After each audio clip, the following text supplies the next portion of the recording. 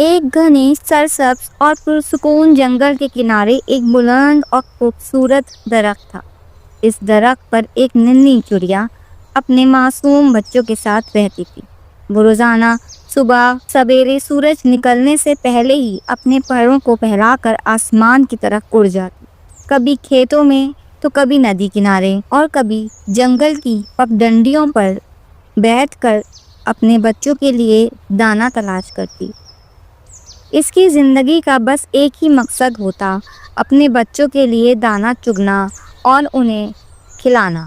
تنتنی ایک پیاری ماں تھی۔ جب وہ واپس آتی، اس کے بچے خوشی سے چہچہاتے۔ وہ اپنی چونچ سے انہیں کھانا کھلاتی، وہ ان کے پروں پر پیار کرتی، ان کو کہانیاں سناتی اور انہیں محبت سے سلاتی۔ مگر بعض دنوں میں جب سورج کی تپش زیادہ ہوتی یا بارش کی وجہ سے دانہ کم ملنے لگتا، وہ تھک کر بیٹھ جاتی اور دل ہی دل میں شکایت کرتی، کاش کوئی میری مدد کرتا، یہ دنیا کتنی خود غرض ہے، کوئی کسی کے لیے کچھ نہیں کرتا، میں ہی بس اکیلی سب کچھ کر رہی ہوں۔ ایک دن جب وہ دانہ چگنے نکلی تو اسے ایک عجیب منظر نظر آیا۔ ایک سیاہ رنگ کا کوّا زمین پہ پڑا تھا، اس کے پر سے خون رس رہا تھا اور وہ بار بار اڑنے کی کوشش کر رہا تھا، مگر ناکام ہوئے جا رہا تھا اور گرے جا رہا تھا۔ تنتنی نے اسے پہچان لیا، یہ تو کالو ہے۔ جنگل کا وہ کوّا اکثر دوسرے پرندوں کی مدد کرتا تھا، سب سے ہنس کے بات کرتا تھا، تنتنی بہن میری مدد کرو، میں اڑ نہیں پا رہا ہوں، شاید میرا یہ پر ٹوٹ گیا ہے۔ تنتنی لمحہ بھر کو رکی، اس کے دل میں بھی ہمدردی مگر ایک سوچ نے اس کے جذبات کو دبا دیا۔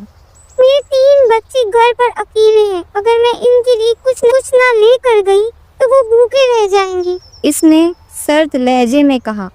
معاف کرنا کالو، میرے پاس وقت نہیں ہے، میرے بچے انتظار کر رہے ہیں۔ یہ کہہ کر وہ اڑ گئی۔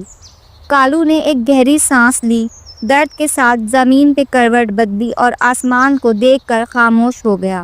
کئی دن گزر گئے، بارشیں ہوئیں، دھوپ نکلی، پتے جھڑنے لگے، کالو کا زخم آہستہ آہستہ بھرنے لگا، مگر اس کے دل پر جو زخم لگا تھا وہ ہر دن تنہائی میں گہرا ہوتا جاتا تھا۔ اس نے کبھی کسی سے شکایت نہیں کی، نہ تنتنی سے اس کا ذکر کیا، بس خاموشی سے خود کو سنبھالا اور دوبارہ اڑنے کی کوششیں کرنے لگا۔ تنتنی اپنی زندگی میں مصروف تھی، اس کے بچے بڑے ہو رہے تھے اور وہ پہلے سے زیادہ پھرتیلی اور چست ہو چکی تھی، مگر کبھی کبھار جب شام کو سورج غروب ہوتا تو اسے یاد آتا کالو کا وہ زخمی چہرہ اور دل میں ہلکی سی خلش سی محسوس ہوتی۔ پھر ایک رات کچھ یوں ہوا جب اچانک بادلوں نے آسمان کو گھیر لیا، بجلی چمکی، بادل گرجے اور دیکھتے ہی دیکھتے بارش شروع ہو گئی۔ تنتنی گھونسلے میں تھی، اپنے بچوں کو اپنے پروں میں چھپائے ہوئے، مگر بارش اتنی شدید تھی کہ درخت کی شاخ لرزنے لگی اور گھونسلے کے تنکے ایک ایک کر کے گرنے لگے۔ اچانک ایک زوردار جھٹکا لگا اور گھونسلہ درخت سے ٹوٹ کر نیچے آ گرا۔ تنتنی اپنے بچوں کے ساتھ زمین پہ گر گئی، اس کے پر زخمی ہو گئے، بچے کانپ رہے تھے اور آس پاس کوئی آواز نہ تھی۔ کوئی ہے؟ کوئی ہے؟ کوئی ہے؟ میری مدد کرے، پلیز میرے بچوں کو بچا لو۔ وہ چیخنے لگی، مگر جنگل سونا تھا اور ہر جانور اپنے بلوں میں اور گھونسلوں میں چھپ گیا تھا۔ بارش کی تیز بوندیں ان کے چہروں پر پڑ رہی تھیں اور وہ بے بس نظر آ رہی تھی۔ بارش کے شور میں ایک ہلکی سی آہٹ سنائی دی، ایک سیاہ پرندہ اس کی طرف بڑھ رہا تھا۔ وہ کالو تھا، اس کی چال میں اعتماد تھا، وہ دوبارہ مضبوط ہو چکا تھا اور آنکھوں میں نرمی تھی۔ تنتنی نے اسے دیکھا اور نظریں جھکا لی۔ کالو نے قریب آ کر کہا، کیا تمہارا گھر تباہ ہو گیا ہے؟ میرے درخت پر ایک خالی شاخ ہے، جب تک نیا گھر نہ بنے تم اور تمہارے بچے وہاں رہ سکتے ہیں۔ تنتنی کی آنکھیں بھر آئیں۔ کالو، میں نے اس دن تمہاری مدد نہیں کی تھی، پھر بھی تم میری مدد کیوں کر رہے ہو؟ کالو مسکرایا اور اس کی آواز میں نرمی تھی۔ جو دل میں نرمی رکھتے ہیں وہ بدلہ نہیں لیتے۔ اگر اس دن تم مصروف تھی تو یہ تمہاری مجبوری تھی، دشمنی کا سبب نہیں۔